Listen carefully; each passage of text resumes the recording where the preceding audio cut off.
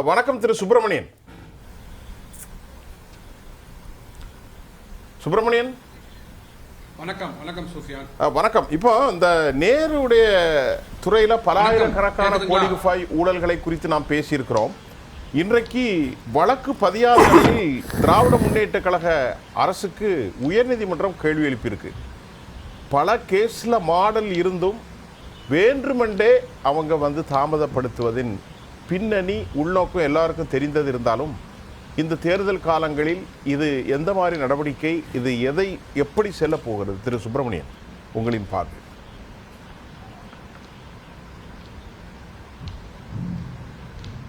இல்லை, இந்த letter நேத்தோ முந்தானேத்தோ issue பண்ண லெட்டர் இல்லை. இதோட கேஸ் ஹிஸ்டரி பார்த்தீங்கன்னா கிட்டத்தட்ட ஒரு 6 மாதங்களுக்கு முன்னாடியே அந்த கட்டுமானத்துறை நிறுவனங்கள்ல ரைட் பண்ணியிருக்கிறாங்க. அதுல ஆவணங்கள் கைப்பற்றப்பட்டு அதுக்கு எஃப்ஐஆர் ஃபைல் பண்ணுக்கன்னு சொல்லியிருக்கிறாங்க. எஃப்ஐஆர் பண்ணல.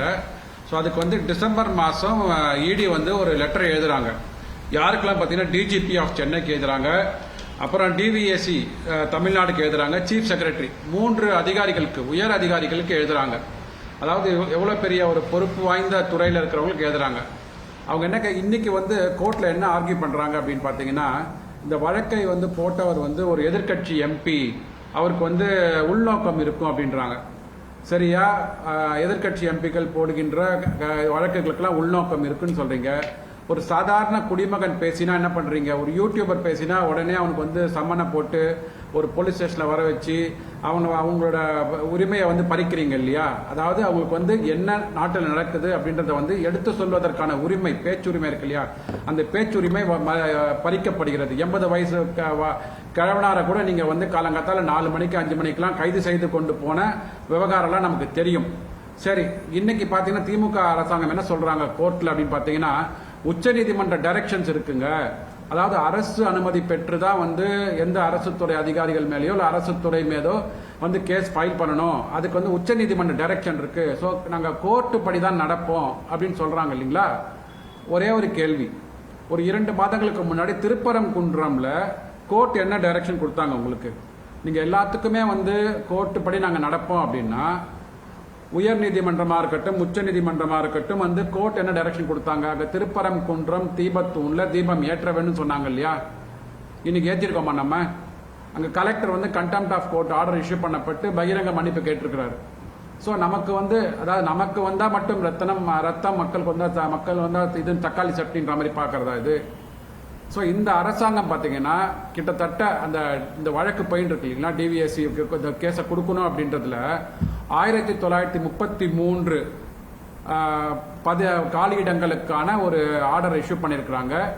கிட்டத்தட்ட 1020 கோடி ரூபாய்கள் கமிஷனாக பெறப்பட்டிருக்கிறது அப்படின்னு சொல்லிட்டு எவிடன்ஸ் கொடுத்திருக்கிறாங்க. அந்த 258 பக்கம் எவிடன்ஸ்ல என்ன பண்றாங்கன்னா, அந்த நபர், குற்றம் சாட்டப்பட்ட நபர், அந்த எஃப்ஐஆர்ல இன்க்ளூட் பண்ண போகின்ற நபர் எல்லாம் பாத்தீங்கன்னா முதலமைச்சரோட இருந்திருக்கிறாங்க, கே.ஏ. நேரு ஐயாவோட இருந்திருக்கிறாங்க. அந்த போட்டோ எவிடன்ஸ் எல்லாம் வச்சிருக்காங்க.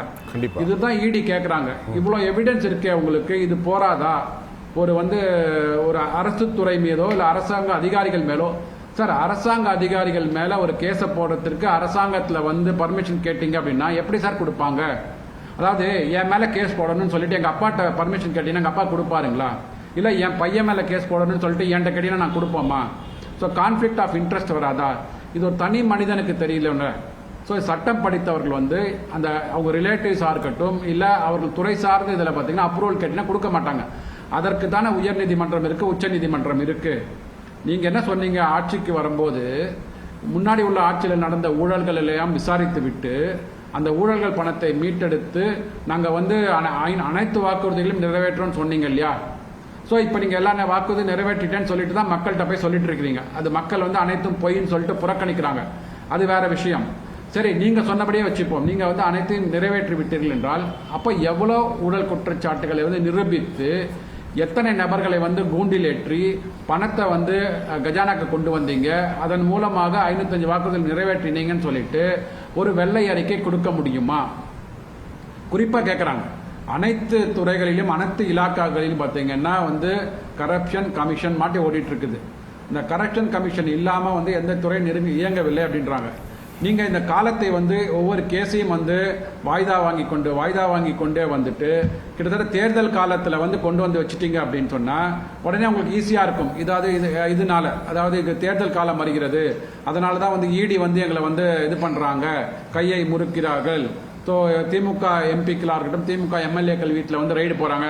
சார், டிசம்பர் 3ஆம் தேதியே டிஜிபிக்கு லெட்டர் போயிருக்குது இடியிலேருந்து. அதை ஏற்றுக்கொண்டு ஏன் வந்து எஃப்ஐஆர் ஃபைல் பண்ணல அதானே கேட்கறாங்க. ஸோ அந்த அதிமுக எம்பி என்ன கேட்கிறாருன்னா, சார் ஒரு பொறுப்பில் இருக்கிற நாங்க, எதிர்கட்சிகளாக இருக்கிற நாங்க, எங்களுக்கே இந்த அரசாங்கம் இந்த உயர்நீதிமன்றம் கொடுத்த டைரக்ஷனுக்கு நீங்க வந்து இந்த அரசாங்கம் வந்து பயப்படவில்லை, இல்ல வேலையை உடனே செய்யல அப்படின்னா எப்படி ஒரு சாதாரண குடிமகனுக்கு நீங்க வந்து அவங்க கொடுக்கிற குற்றச்சாட்டுகளுக்கு நீங்க எடுத்துக்கொண்டு அதற்கு தீர்வு காண போகிறீர்கள் அப்படின்னு கேட்கறாங்க. அதற்கு பதிலே இல்லை. உடனே நாங்க வந்து உயர்நீதிமன்றம் இருக்கு, உச்ச நீதிமன்றத்தில் டைரக்ஷன் இருக்குன்னு சொல்றாங்க. அது வந்து காலத்தை வந்து தள்ளி போடுவதற்கான ஒரு சால்ஜாப்பை தவிர இங்க நடந்த ஊழல் குற்றச்சாட்டுகளை உண்மையாக ஏற்றுக்கொண்டு, சார் எஃப்ஐஆர் தானே ஃபைல் பண்ண சொல்றாங்க, எஃப்ஐஆர் ஃபைல் பண்ணிக்கோங்க. அதுக்கப்புறமா உங்க தரப்பு வாதங்களை வைங்க, அவங்க தரப்பு வாதங்களை வைக்கட்டும், உயர்நீதிமன்றத்தை தீர்ப்பு வரட்டும். உயர்நீதிமன்ற தீர்ப்பு உங்களுக்கு சாதகமா இல்லையா, உச்ச நீதிமன்றத்துக்கு போங்களேன், யார் வேணான்னு சொல்லலையா.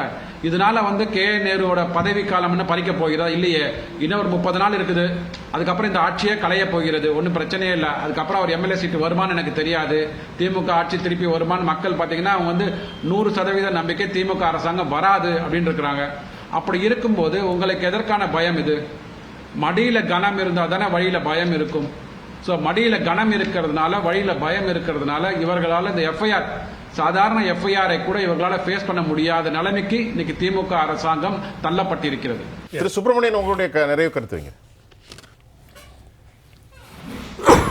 அதாவது அந்த நேரு ஐயா அவர்கள் அதை பத்தி நம்ம என்ன பேசியிருக்கோம்னா, அந்த வேலைக்கு பணம் வாங்கியதை பத்தி பேசணும்.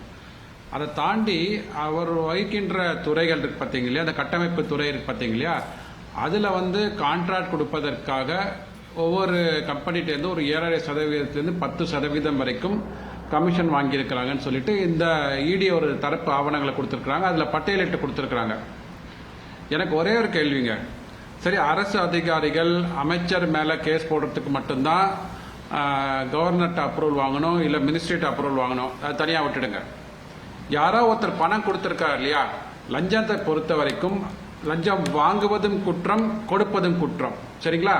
இப்ப வாங்குறவங்களை வந்து நம்மளால பண்ண முடியல, ஒன்றும் பண்ண முடியல, பிகாஸ் அவங்க வந்து அரசு துறை அதிகாரிகளாக இருக்கிறாங்க, அரசு துறையில இருக்கிறாங்க, அமைச்சர்களாக, அவர்கள் ஒன்றும் பண்ண முடியல. கொடுத்தவர்கள் மேல வந்து ஏன் வந்து வழக்கு தொடரவில்லை? கொடுத்தவருக்கு மேல வழக்கு தொடரலாம் இல்லையா, அது ஒரு குற்றம் தானே. அதுக்கு நீங்க யார்ட்டையும் போயிட்டு நீங்க வந்து அப்ரூவல் வாங்கணும்னு அவசியம் இல்லை. உச்ச நீதிமன்றம் போகணும், உயர் நீதிமன்றம் போகணும், இது கிடையாது இல்லையா. இவர்களை வந்து வைத்து இவர்கள் குற்றம் நிரூபிக்கப்பட்டால் ஆட்டோமேட்டிக்கா இவங்களோட குற்றம் நிரூபிக்கப்பட்டதா ஆகும் இல்லைங்களா. ஏன் உங்களுக்கு மனம் இல்லை? அதாவது இந்த கேஸை வந்து குழி போட்டு புதைச்சி மூடணும்ன்ற ஒரு முடிவுல தான் வந்து இந்த திராவிட முன்னேற்ற கழக அரசாங்கம் இருக்கிறது. இந்த உள்ளாட்சி அதிகாரங்கள், உள்ளாட்சி துறைகள் இருக்கு பாத்தீங்களா, இவர்கள் சொல்றாங்க இல்லையா, உள்ளாட்சி துறை அதிகாரங்கள்ல பணமே இல்லை. ஏன்னா கிட்டத்தட்ட என்னன்னா, இந்த ஜிஎஸ்டி காம்பன்சேஷன் செஸ்ன்னு ஒன்று இருக்கு, மத்திய அரசாங்கம் கொடுக்கின்ற தொகைகள்ல ஒரு 10% நீங்க திருப்பி உள்ளாட்சி அதிகாரங்களுக்கு பணம் கொடுக்கல, ஒரு பைசா கொடுக்கல. அந்த பணம்லாம் எங்க போச்சுன்னா தெரியல. 50,500 கோடி ரூபாய் ஜிஎஸ்டி காம்பன்சேஷன் செஸ்ஸாக கடந்த 5 வருடங்கள், அதாவது ஜூலை 2017 இருந்து ஜூன் 2022 வரைக்கும் 50,500 கோடி ரூபாய் காம்பன்சேஷன் செஸ்ஸாக தமிழகத்திற்கு கொடுக்கப்பட்டிருக்கிறது. அதுல ஸ்டேட் பைனான்ஸ் கமிஷனோட ரெக்கமெண்டேஷன் படி 5,050 கோடி ரூபாய் இந்த உள்ளாட்சி அதிகாரங்களுக்கு பணம் வந்து கொடுக்கப்பட வேண்டும். பேரூராட்சியா இருக்கட்டும், சீரூராட்சியா இருக்கட்டும், நகராட்சியா இருக்கட்டும், அவர்களுக்கு கொடுக்கப்பட வேண்டும். ஒரு பைசா கொடுக்கல, 5,050 கோடி ரூபாய் கொடுக்கல. இது சிஏஜி ரிப்போர்ட்ல கொடுத்திருக்காங்க. இந்த 5,050 கோடி ரூபாய் எங்க போயிருக்கு? இன்னைக்கு அவங்களுக்கு கொடுக்க வேண்டிய பணம் அவங்களுக்கு போகல அப்படின்னா அந்த பணம் வந்து மடைமாற்றம் செய்யப்பட்டிருக்கிறது. அதுவும் வந்து ஒரு ஊழலுக்கு வித்திட்டான பணமா தானே இருக்கும். ஸ்டாம் வாட்டர் டிரைனேஜ்ல ஊழல். ஸ்டாம் வாட்டர் டிரைனேஜ் சென்னையில் 4,000 கோடி ரூபாய் நம்ம செலவு பண்ணோம்னு சொல்லிட்டு 2 வருஷத்துக்கு முன்னாடி பேசினோம். ஒருத்தர் வந்து 99% முடிஞ்செடுத்துனாங்க, ஒருத்தர் 80ன்னாங்க, 70ன்னாங்க. அதாவது எனக்கு நான் தெரிஞ்ச வரைக்கும் சதவிகிதம் வந்து நாள் போக போக உயர்ந்து கொண்டே போகும். இம்ப்ளிமெண்டேஷன் வந்து நான் 60 தான் பண்ணியிருக்கிறேன், 70 தான் பண்ணியிருக்கேன், 90 பண்ணிட்டேன், 100 பண்ணிட்டேன்னு சொல்லுவாங்க ஒவ்வொரு ப்ராஜெக்ட்லையும். இந்த ப்ராஜெக்ட்ல பார்த்தீங்கன்னா நாங்க முழுவதுமாக முடித்து விட்டோம். மழை வந்தாலும் எவ்வளவு மழை பெஞ்சாலும் தண்ணி தங்காதுன்னாங்க. முதல்ல மழை வரதுக்கு முன்னாடி மழை வந்தாலும் 90% அப்புறம் 70 அப்புறம் 60 எங்க போச்சு அந்த பணம்லாம்? வெள்ளத்தில் அடிச்சுட்டு போன மாதிரி அந்த பணமும் வந்து எங்க போய் சேர்ந்ததுன்னு தெரியல. இதற்கெல்லாம் கேள்வி கேட்டால் நீங்க வந்து கவர்னர்ட்ட வந்து அப்ரூவல் வாங்கிட்டு வரணும், அரசவையில் அப்ரூவல் வாங்கிட்டு வரணும், உச்சநீதிமன்றம் வாங்கினா இது எங்க தான் போய் முடியறது? கண்டிப்பா கண்டிப்பா.